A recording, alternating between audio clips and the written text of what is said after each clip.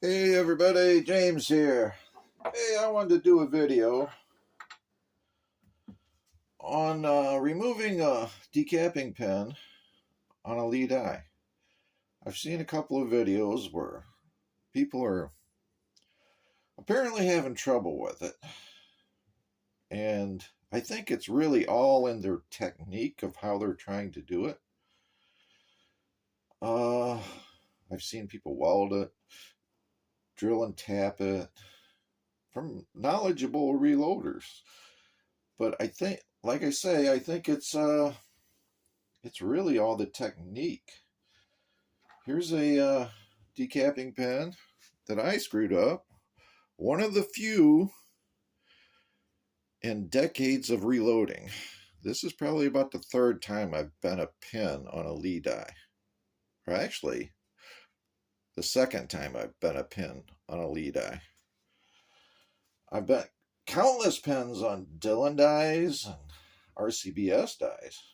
But the only way you bend these is to have a military crimp, or how I did this one was with a Berdan primed case, which I didn't catch. And that's what bent this one. But the point is, I really believe it's the technique they're using to change out the decapping pen. I've struggled with these before in the past too, either getting them broke loose or tightening them up. Until one day I said, hey, there's got to be a simple way to this. And it kind of clicked like a light bulb. It's all in the technique. If you take this die out, put it on your bench, and then put a wrench on here and a wrench on here, you're fumbling around and it just doesn't work. Here's what I came up with. As you can see, I keep a 1/2-inch wrench and a crescent wrench right here. Or you can use a 3/4 wrench. This is 3/4, this is 1/2-inch. The technique I'm going to come up with, or show you here, is I'm going to call the KISS technique. Now, if you sit here and put this wrench on here and this one on here and fight it and everything, it's hard. The simple way to do it, now this is tight. I've used this die. I just put it in here from my die rack. I'll show you how easy it is to break this loose.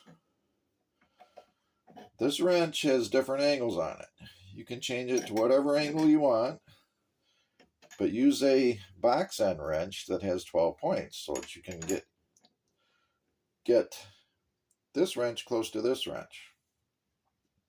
Now I'm going to break this loose with 2 hands. Just put both hands on there, squeeze. See that? I just broke it loose. Both hands on there, squeeze. It's that easy. Now I could take this decapping pen out, replace it with another one, snug it up, and then if I want to tighten it, I just put the wrench on this side. But get it close to where you can get a good grip on it. Hope I'm doing this so that the camera can see it. But like that. Get it about that close. Now to tighten it up, do that.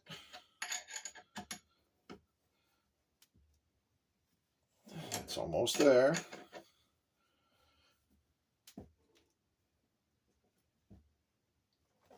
One more time.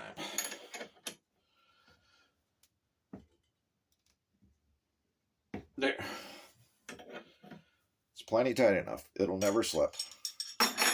Unless you had a Berdan, if you run this die into a Berdan case or a super heavy duty military crimp.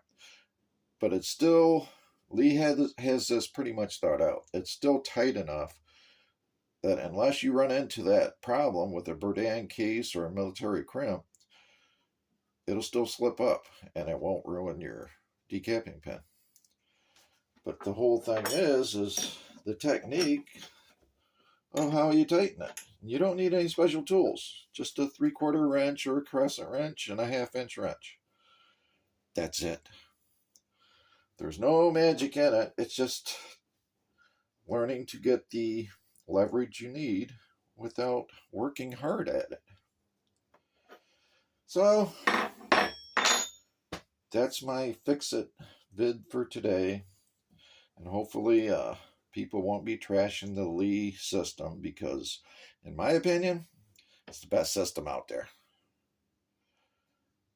Because the other ones are a solid setup with a nut on top. If you run into a really bad military crimp, or worse yet, a Bourdain case, you're guaranteed to break it. Guaranteed.